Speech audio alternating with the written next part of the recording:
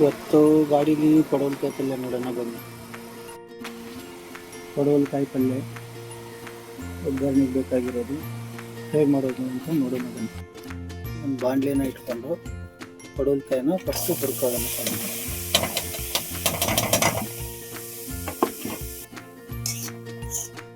ನೀರಿರುತ್ತೆ ಇದು ಜಾಸ್ತಿ, ಇದು ಕಡಿಮೆ ಆಗ್ತಾ ಬರುತ್ತೆ ಹಾಗೆ ಸಾಕು. ಈಗ ಇದನ್ನು ಒಂದು ಪ್ಲೇಟಲ್ಲಿ ತೆಗೆದಿಟ್ಕೊಳ್ಳಿ.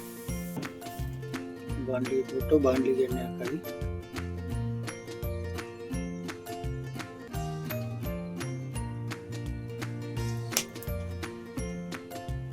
ಎಣ್ಣೆ ಬಿಸಿ ಆಗ್ತಿದ್ದಂಗೆ ಸಾಸಿವೆ ಜೀರಿಗೆ ಹಾಕೊಳ್ಳಿ.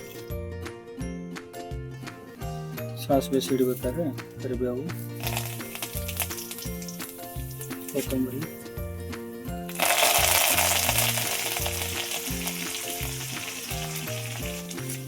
ಈರುಳ್ಳಿ ಹಾಕೊಳ್ಳಿ.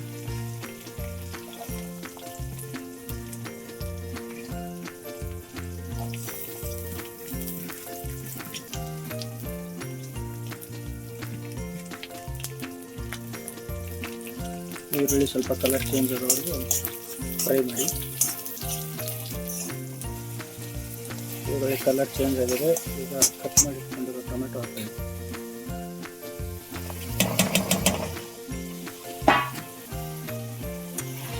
ಟೊಮೆಟೊ ಸ್ವಲ್ಪ ಬಾಡೋವರೆಗೂ ಫ್ರೈ ಮಾಡಿ.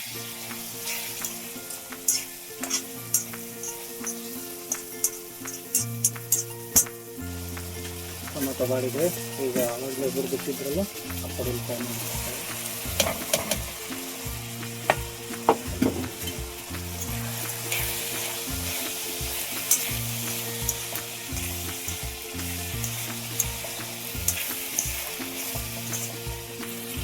ಸ್ವಲ್ಪ ಅರಿಶಿನ ಪುಡಿ, ಸ್ವಲ್ಪ ಗರಂ ಮಸಾಲ, ಖಾರದ ಪುಡಿ ನಿಮಗೆ ಎಷ್ಟು ಬೇಕೋ ಅಷ್ಟು ಹಾಕೋದು.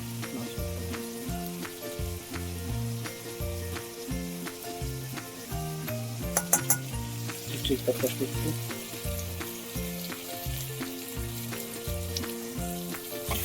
ಹಾಕೊಂಡು ಮಿಕ್ಸ್ ಮಾಡ್ಕೊಳ್ಳಿ.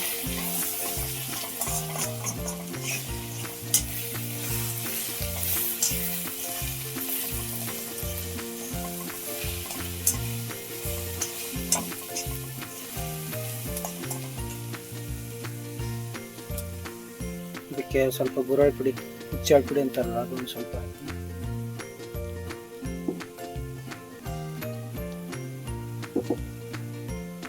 ಈಗ 10 ನಿಮಿಷ ಕುದಿಯೋಕೆ ಬಿಟ್ಬಿಡಿ. ಸ್ವಲ್ಪ ನೀರು ಹಾಕೊಂಡು ಬೇಕಾದ್ರೆ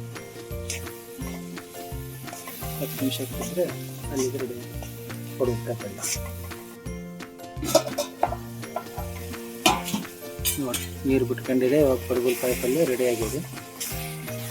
ಸರ್ವ್ ಮಾಡ್ಕೊಳ್ಳಿ, ತಿನ್ನಿ.